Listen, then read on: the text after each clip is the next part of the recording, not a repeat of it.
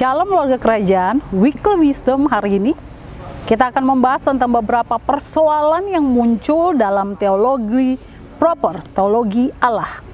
Yang pertama adalah kesulitan doktrin Trinitas. Orang yang menyangkali Trinitas kadang tidak setuju dengan penggunaan istilah-istilah tertentu yang nampaknya mengimplikasikan bahwa Kristus lebih rendah dari Bapa. Jika itu benar, maka Trinitas salah. Karena itu ada beberapa problematik yang kita akan bahas. Yang pertama, satu arti dilahirkan.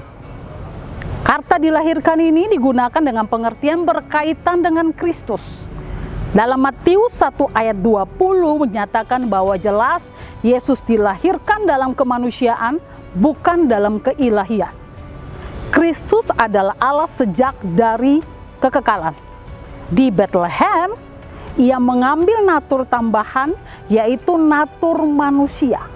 Karena itu Roh Kudus berperan dalam kandungan Maria untuk menjamin ketidakberdosaan kemanusiaan Kristus. Berdasarkan referensi kemanusiaan Kristus inilah kata dilahirkan dipergunakan. Kata ini tidak dipergunakan dalam referensi dengan keilahian Kristus. Dilahirkan itu tidak berkaitan dengan keberadaan Kristus sebagai putra Allah. Dalam ruang dan waktu Yesus mendeklarasikan diri sebagai putra Allah. Makanya dalam Mazmur 2 ayat 7, Kisah 13 ayat 32 sampai 33 dan Roma 1 ayat 4 menekankan Kristus sebagai putra Allah yang dikukuhkan dan diverifikasi oleh kebangkitan. Jadi kebangkitan tidak menjadikan Ia putra Allah. Yesus adalah putra Allah sejak kekekalan. Jadi Mazmur 2 ayat 7 dan Kisah 13 ayat 33 menekankan bahwa dilahirkan ini menuju pada deklarasi publik tentang Kristus sebagai putra Allah, bukan asal mula Kristus menjadi putra Allah. Itu yang pertama, arti dilahirkan. Yang kedua adalah arti anak sulung. Orang yang menyangkali keilahian Kristus seringkali mempergunakan kata anak sulung. Bagi mereka, mengartikan ini untuk mengimplikasikan Kristus memiliki permulaan dan waktu. Namun baik leksikal maupun studi kontekstual dari penggunaan kata tersebut memiliki arti yang berbeda. Dalam budaya PL, penekanan utama anak sulung adalah anak yang tertua. Dia memiliki dua bagian warisan. Orang yang lebih dihormati, punya hak lebih dari keluarga yang lain, dan penghormatan dari yang lain. Jadi secara figuratif ini menunjukkan prioritas atau supremasi dari keunggulan yang digunakan untuk Kristus. Supremasi digunakan untuk Kristus.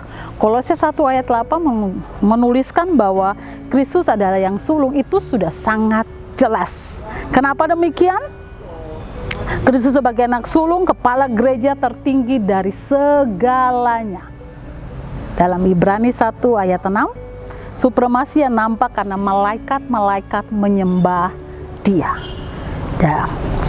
Karena itu yang sulung dijelaskan memerintah atas para raja di seluruh dunia, baik dari sudut etimologi dan eksegesis bahwa yang sulung berfokus pada keutamaan status Yesus sebagai Mesias. Yang ketiga, arti anak tunggal.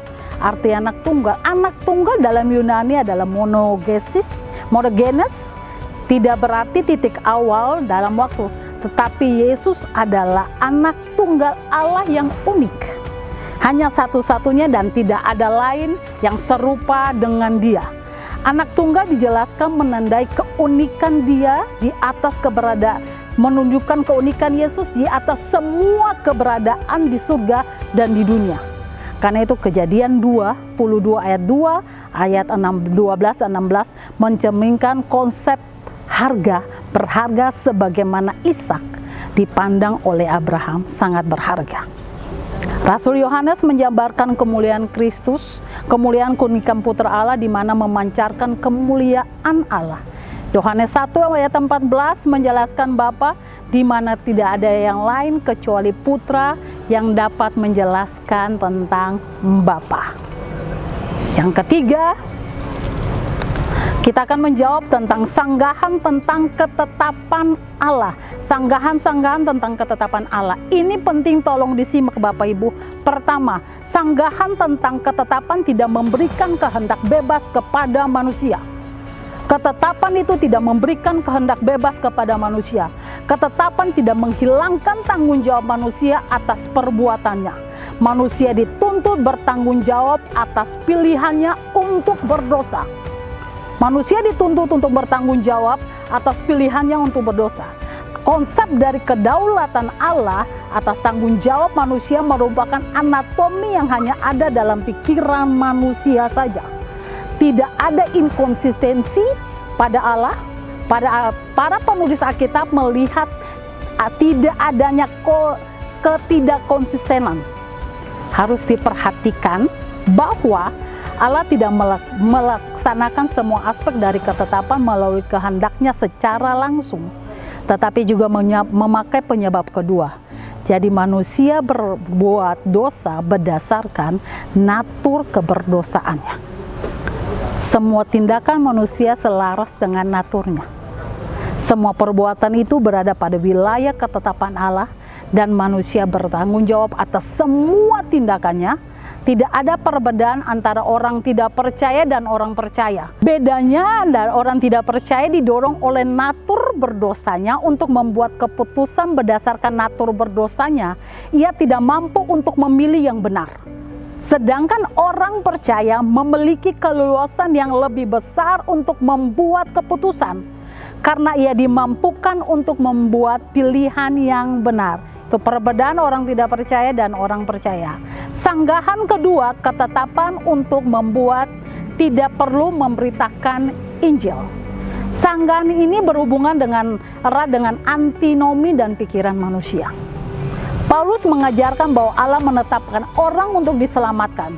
Efesus 1 ayat 5-11 menuliskan demikian dan mengajarkan doktrin pilihan dalam Roma 1 ayat 1, 8 ayat 30 dan 9 ayat 11.